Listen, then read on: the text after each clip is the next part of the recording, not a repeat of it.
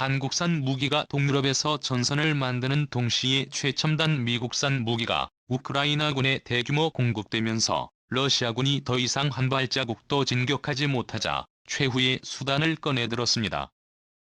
바로 핵을 실제 사용할 수 있다고 선언한 것인데요. 세르게이 라브로프 외무장관이 현재 핵전쟁 위험은 실제하고 매우 심각한 수준이라며 과소평가해서는 안 된다고 밝힌 겁니다. 3차 세계대전의 가능성을 두고는 위험이 실제한다라고 말했습니다. 또한 세계 주요 핵보유국이 핵전쟁을 막자는 공동성명 원칙을 언급하면서 서방이 지금의 위험을 인위적으로 부풀리고 있다고 주장했습니다. 세르게이 라브로프 러시아 외무장관은 지난 1월 안보리 상임이사국 5개국 지도자들의 핵전쟁을 용납할 수 없다는 원칙에 서명했다. 그 원칙에 우리의 기본 입장이다. 우리는 그 원칙을 기준점으로 한다고 전했는데요.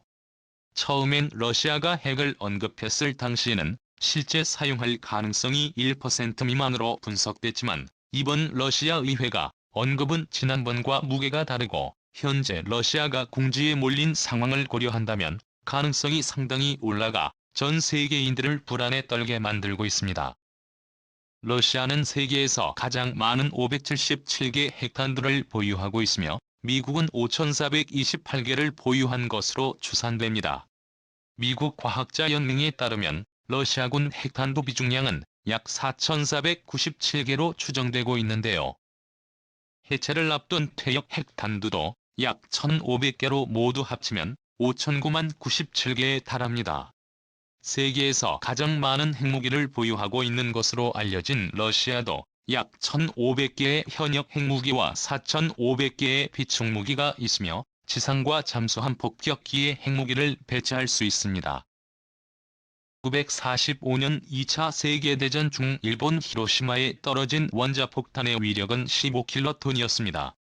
현재 핵탄두를 100에서 1000킬로톤 정도의 위력을 가지고 있는 것으로 추정됩니다. 역사상 가장 큰 핵폭탄인 차르 봄바는 50메가톤에 달합니다.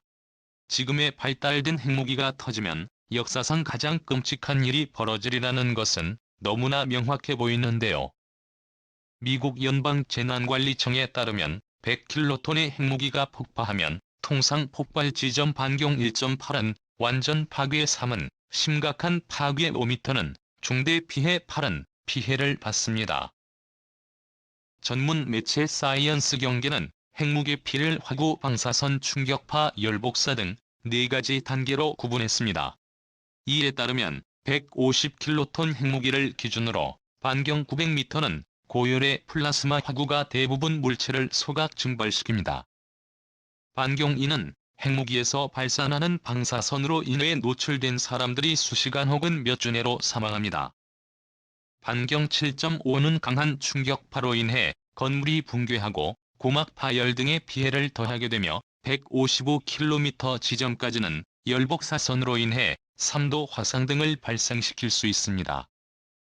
서울 종로구 광화문 광장에 100킬로톤 위력의 핵폭탄이 공중 폭파하면 사상자가 1901만 명에 달한다는 시뮬레이션 결과가 나오기도 했습니다. 사용할 수 있다는 러시아의 충격 발표가 나오자 한국과 미국이 결국 칼을 빼들었습니다.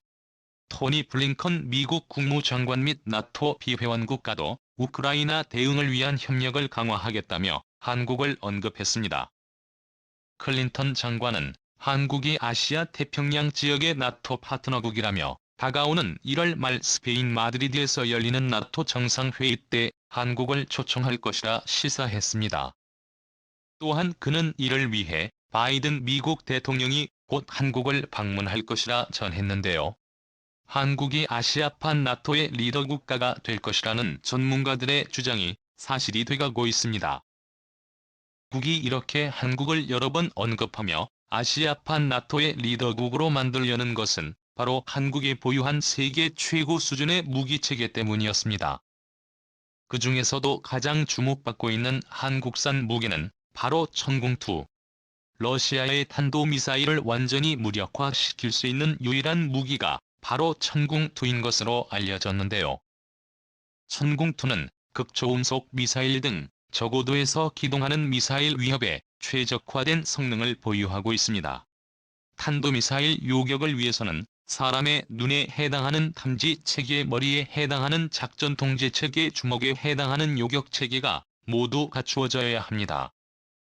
우리 군은 지상의 탄도탄 조기 경보 레이더, 바다의 이지스함 레이더는 매우 우수한 탐지체계를 갖추고 있어서 러시아의 탄도미사일의 100%를 탐지할 수 있습니다. 소에서 발사를 명령하면 현재는 패트리어트와 천궁2가 하늘을 날아오르며 머지않아 장거리 지대공 미사일인 LSM 미사일도 추가될 것입니다. LSM은 패트리어트나 천궁2보다 넓은 지역, 높은 고도에서 탄도미사일 요격이 가능한 무기체계입니다. 이미 아랍에미리트도 천궁2의 성능에 반해 4조치를 사겠다고 계약서에 서명을 했는데요. 한국은 아시아판 나토의 리더 국가로서 천궁2를 전면에 배치해 러시아의 탄도미사일을 완전히 무력화시킴으로써 리더국으로서의 지위를 확보할 것으로 전망되고 있습니다. 전문가들은 이번 사태가 완전히 종결되면 러시아가 우크라이나와 미국을 비롯해 여러 나라에 천문학적인 배상금을 지급해야 할 것이라 확신하고 있는데요. 이 천궁2를 필두로 중요한 역할을 담당할 시한국도 배상금 지급 목록에 포함될 수 있습니다.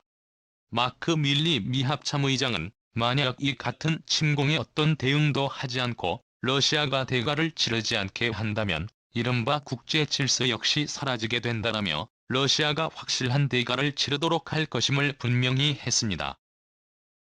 이제는 이렇게 대러시아 제재에 가장 앞장서자 푸틴은 한국에 대한 보복 수위를 높이고 있습니다. 한국에 대한 수출 규제를 통해 한국의 공급망 붕괴를 시도하는 가운데 러시아 정부가 대한항공에 1,100억 원에 달하는 과징금을 부과한 것으로 알려져 충격을 주고 있습니다.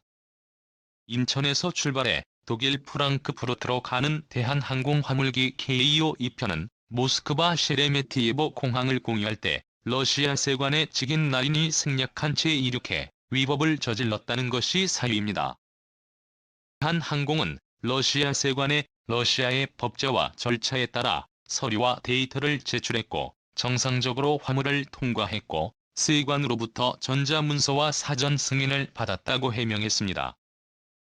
대한항공 측은 러시아의 이번 과징금 결정을 받아들일 수 없다고 판단하고 러시아 연방관세청에 이의를 제기한 상태입니다. 현재 러시아 관세당국의 조치는 일종의 보복성 조치라는 의견이 나오고 있는데요.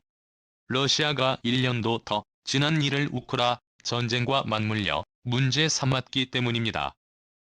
한국도 가만히 당하고만 있지는 않습니다. 나토 가입에 이어 미국 그리고 유럽국을 상대로 한 러시아의 에너지 체제를 완전히 무력화시키기 위해 렌즈를 공급해주기로 했습니다. 로이터는 한국, 이미국 혹은 유럽의 요청에 따라 이번 여름까지 LNG 물량 일부를 유럽에서 사용하도록 전용한다고 익명의 소식통을 인용해 전했습니다. 러시아는 이날 폴란드와 불가리아에 대한 천연가스 공급을 중단하는데 서방 제재에 맞서 에너지를 무게화하고 있습니다. 러시아는 두 나라가 가스 대금을 러시아 통화인 루블화로 결제하지 않았다면서 루블화 결제에 동의할 때까지 공급 중단을 이어가겠다고 밝혔습니다. 카타르, 사우디 등을 최우방국으로 둔 한국 그리고 세계 최고의 기술을 갖춘 LNG 선을 가장 많이 보유한 한국에 이들에게 렌즈를 대규모 공급해줌으로써 러시아의 전략은 완전히 실패해버렸습니다. 오늘도 감사합니다. 최고로 멋진 하루 보내시길 바랄게요.